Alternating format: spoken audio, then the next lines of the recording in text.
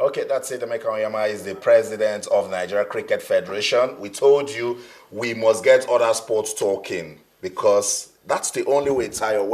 When you're doing well in boxing, in swimming, in taekwondo, in wrestling, Yeah. in cricket, then the pressure will leave football. Yeah, definitely, Austin. And like I always say, other countries, they have their national sports where a particular sport, let's Yeah, say they're football, for dominant. example, yes, dominant, and we understand that. But it doesn't mean other sports are neglected. It doesn't mean they go to international competitions and go to stink up the whole place in other sports. Yeah. It doesn't have to be that way. So Nigeria, 150 million people or more, we should be able to actually do a lot better in other sports like cricket. Totally agree with you. Ty is just trying to say Brazil, they are known to be a footballing country, but they are also good with basketball. They are also good with athletics. That's what we're talking about. Cricket is giving us reasons to talk sports this morning. We're still setting the agenda for the new government that will be coming into Nigeria on May the 29th. They should know where to go as regards developing sports in the country. And that's why we're doing this. We've taken a look at wrestling, and then we talked about taekwondo. Now we've just spoken about cricket. Just keep your fingers crossed. We'll let you know what we'll talk about tomorrow. Sports this morning on Channels Television. Let's go on a quick break now. Take a breather. When we come back, we'll talk about the UEFA Champions League. But right now, one man is getting busy, and that's Jurgen Klinsmann. He's the coach of the United States of America. They get ready to play friendly with Mexico, and he says he wants nothing but victory. Let's listen to it and we'll come back. We'll talk. Stay. It's always a huge opportunity playing Mexico in any kind of environment, in any kind of a game. Obviously, this is a roster that is based on most of the MLS players. You know, some Mexicans coming in, and with Yedlin and Green, two Europeans that were allowed to come over. So it's different to how we were put together in Switzerland and in Denmark. And I see this kind of a game as a huge opportunity for players coming in and playing in front of a sold-out stadium, loud crowd, a lot maybe pro-Mexican. But these are the games where you kind of mature, you kind of, really try to express yourself and show what you have, and therefore we are thankful that we can play that game. Well, this game doesn't really help you to kind of zoom in because you're restricted to the players that you just have available now. But it is a great opportunity for everyone individual to show where they are right now, where they are at this stage, with MLS teams, down in Mexico, and just show us, at what stage you are. And then obviously the closer we get to the Gold Cup, the more we kind of define things. That's it. Jurgen Klinsmann are showing these players how to actually kick the ball. Good one coming out of our football in the United States of America. Let's leave that and talk about the UEFA Champions League. Carlo Ancelotti is not smiling. He says his team should be more consistent after they play the goalless draw with Atletico. I'm saying he should be cool with the result and then just clean it up at the Bernabeu. Yeah, but it's not easy. It's not as easy as that, Austin. It won't be as easy as just going back to the Bernabeu and just taking out Atletico Madrid in the second leg, because I know Diego Simeone will come again with a proper game plan to get the results, which is what really matters to him. As regards Ancelotti, you can understand why he feels really disappointed today. They had very good chances. Bale should have taken that chance. Exactly, one-on-one with the goalkeeper, and all black. Yeah, you have to give him credit because he stayed strong and stayed on his feet and made the save, which is very crucial. In the first half, Real Madrid had about 4 or 5 good chances. They couldn't take advantage of it. And second half, Atletico Madrid came back into the game and played a lot better than what they did in the first half. So basically, it's half time now, and I really can't wait for the second half to start. It will come with some fireworks. And at Monaco, they told us there are no underdogs, that they can actually create an upset this year in the UEFA Champions League. Yesterday, it wasn't a good story for them, but they will be glad it ended 1-0 and try to do magic. Yeah, Monaco. The Monaco coach really has to be really disappointed about the final score, because in that game they actually gave a good account of themselves, and Juventus didn't really play too well. But that's because Monaco came with a very good game plan that actually nullified their threats in that particular one, but they lost 1-0. 1-0, it's not such a scoreline that should get really dramatic over. There's still a chance. The Champions League. Yes, yeah, but there's still a chance. Based on what I saw yesterday from Monaco, going back home, I think they have a very good chance of overturning it.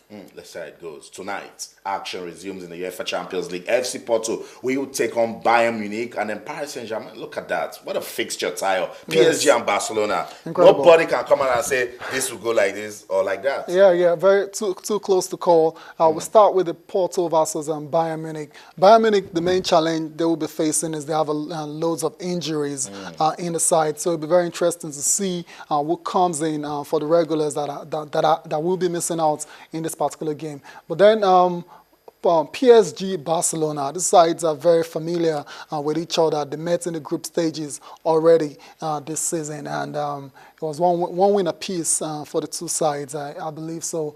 And this time around, when the knockout stage, it's going to be a lot difficult. It's going to be a lot tighter. But PSG playing at home without Zlatan Ibrahimovic, so meaning expect Edison Cavani to really come out and lead that attack against Barcelona. Barcelona, we all know the weakness is in the defense. If Cavani can really get going very early in the game, then I think he can really worry Piqué or Mathieu in the defense. I'll tell you something, Tyler. If they can play the way they did at Stamford Bridge, no, there won't be any stopping them. I'm telling you, there won't because, be. I mean, they were resilient. They gave everything they are. That's it. UEFA Champions League resumes tonight. We're waiting. We'll get back tomorrow to tell you all that will go down tonight in UEFA Champions League. Boxing fans, it's just 20 more days. 20 more days. We're counting down to that huge fight between Manny Pacquiao and Floyd Mayweather Jr. What are you talking about? Let's get talking. Tayo, that's it. Mayweather is getting ready. Yes. And then it showed the fans what they should be expecting. Wow, he's getting ready. It's 20 days. I didn't know it's that close. It's incredible. And Okay, Tyler, I'll get you talking again. News just in and says the Kontagora house on the Marina axis of Lagos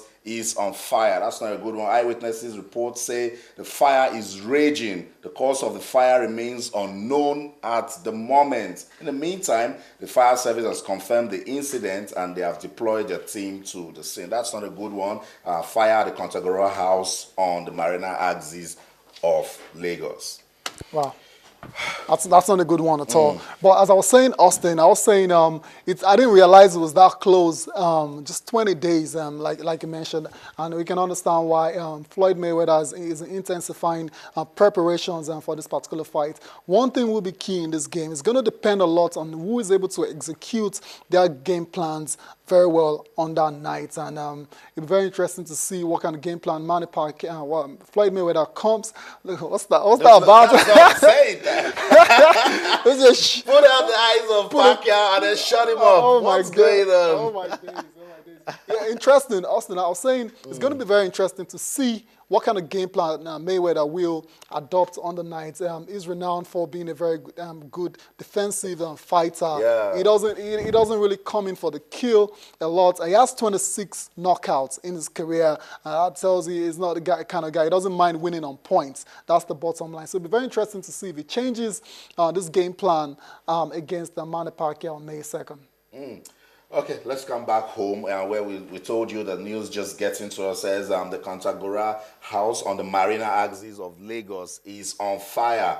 Eyewitness reports say the fire is raging. The cause of the fire remains unknown at the moment, so if you're there, please try to stay safe. In the meantime, the fire service has confirmed the incident and say they have deployed their team to the scene. Channels Television will continue to bring you details as the story unfolds. Fire at the Kontagora house on the Marina axis of Lagos. Not a good one, but let's just pray that everybody is safe and fine. Okay, we've been talking about Manny Pacquiao and Floyd Mayweather Jr. You saw Mayweather giving the fans some of what they would expect from him. He's showing off his skills, and then they're shutting out Pacquiao. They told him, shut up, put some masking tape on his mouth, and then cover his face. Let's listen to Mayweather. He spoke to some of the fans that were present, and then we'll come back. We'll talk more. Stay.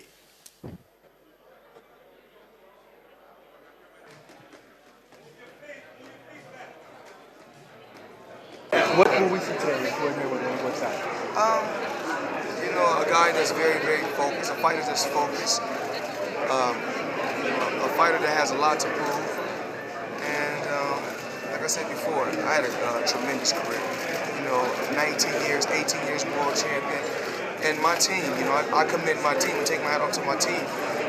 My team done a remarkable job, outside the ring, while I continue to, get inside the ring and take care of business. That's it, Tayo. Wow. He couldn't afford to miss out teamwork. Say they do a good job with him, and then he goes into the ring and take care of business. Yeah, no doubt about that. But Austin, what I really find interesting in that particular clip was him saying he's got a lot to prove. Like, after 47 wins, 47 straight wins. This is the biggest. It shows you the kind of person he is. It shows the kind of fighter he is. At this stage of his career, he's still going into this fight against Manny Pacquiao, knowing he has to get a win in it. It shows he doesn't want to end. He doesn't want to end his career with a defeat. He's getting on in age now. I think it's about 30, 38. They're about 37, 38. They're about now. So I can understand why he feels that way, because a lot of people feel if he retires unbeaten without facing a fighter of the caliber of Manny Pacquiao, then there's something wrong with that record. I don't really agree with that at all. But then it's up to Mayweather now to do the business on May 2nd.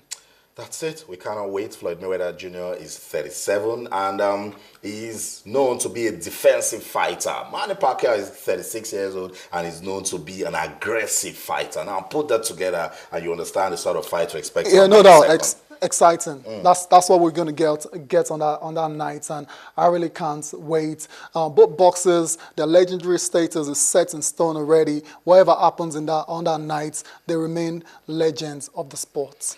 That's it. May 2nd in Las Vegas. That's what we're waiting for. Manny Pacquiao and Floyd Mayweather Jr. Keep it on your calendar and start the counting down. 20 more days to go. That's it. That's where the curtain falls on this edition of Sports This Morning on Channels Television. Remember, you can keep talking to us on Twitter, we're Channels_Sports, and on Facebook, we're Channels-Sports. On behalf of the ever-winning sports team at Channels Television Sports Center in Lagos, Nigeria, my name is Austin Okunakpa, and sports is so much fun. So in everything you do, remember to keep talking sports. Bye for now.